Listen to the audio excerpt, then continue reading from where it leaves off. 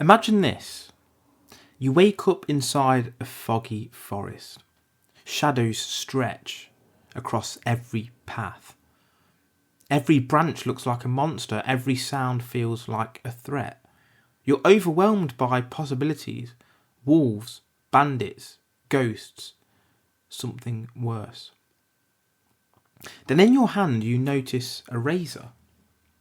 Not just any razor, but a sharp, gleaming blade, perfectly designed to cut through complexity, like a surgical scalpel slicing through uncertainty.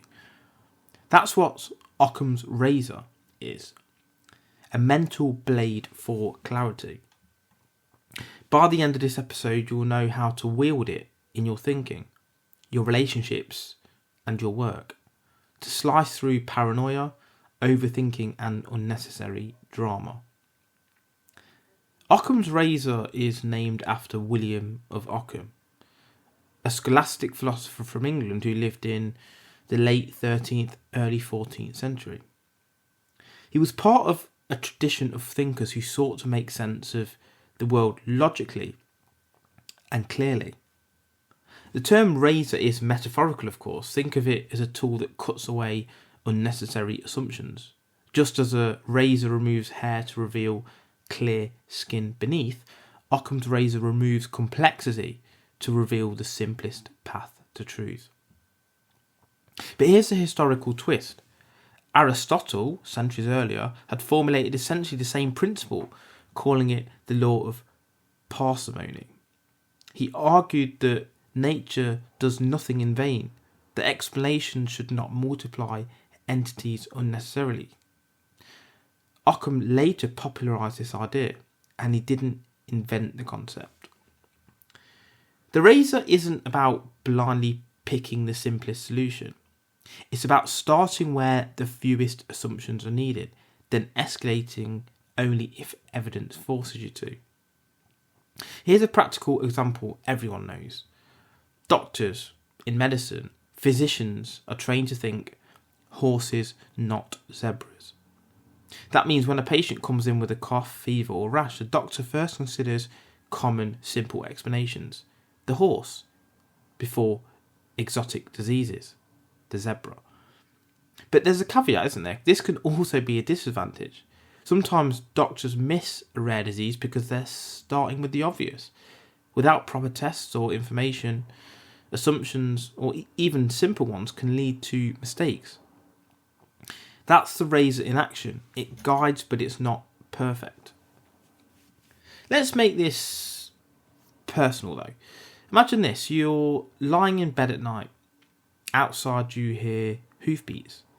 Instantly your brain scrambles. Could it be a zebra escaped from a zoo? Maybe it's galloped across the city, found my street and now running loose outside my window. It's a fun story, but it requires layers of assumptions. The simpler explanation would be it's a horse. Someone nearby you owns one. That's Occam's razor in action. Start with the horse. Only look for the zebra if evidence forces you there. Here's another example. You see a half-empty Coke bottle on the counter. Two stories could appear. One is a burglar broke in, had a sip of Coke on the way out. Or your kids grabbed a drink and forgot to put it away. Which do you test first? The one requiring fewer assumptions, the kids, or the other one?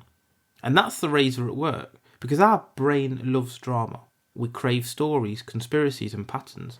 Think about these moments. Your business hits a slow month.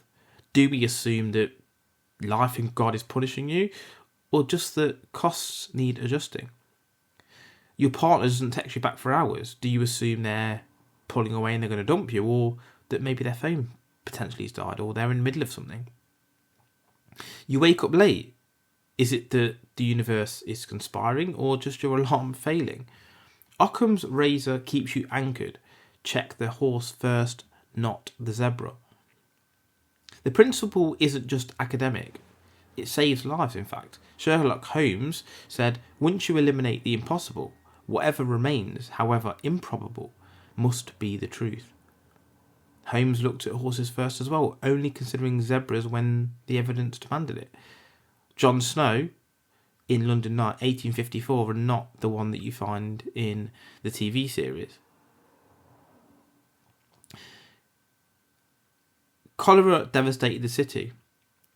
Theories flew. Bad air. Curses. But Snow asked, what's the simplest way to think about this? Map the cases, trace to the water pump, remove it, and the outbreak ended. It takes logic and understanding that sometimes it's the simple things that caused the issue. So it might be that you say, well, coffee tastes strange. It's that the milk's spoiled. You've not been sabotaged. Lights flicker. It's a loose bulb, not ghosts. The dog's barking. Maybe there's a cat outside, not dangerous spirits. Delivery got skipped. Maybe it's a wrong address, not a vendetta against you.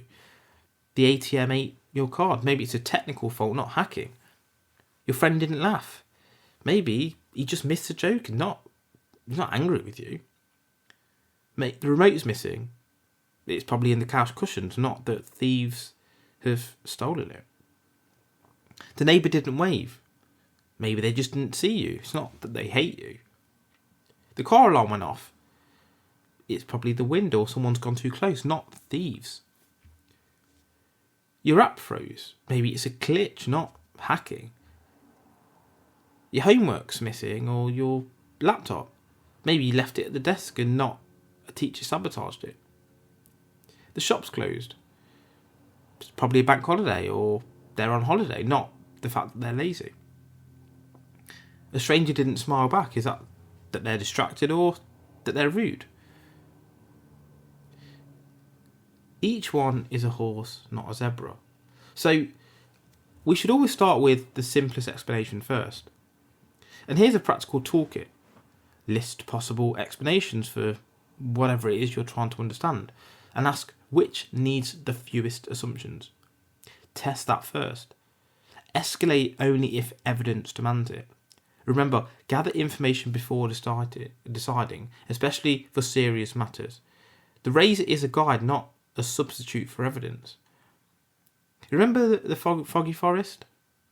Occam's razor is your blade. You don't wrestle with every shadow. You cut through them cleanly, revealing the simplest path to truth. Life is full of zebras, but horses are more common. Start with them. Collect your evidence. Keep your solutions as simple as they need to be. Not make them overly complex. Because your mantra should be fewer assumptions, clearer truth.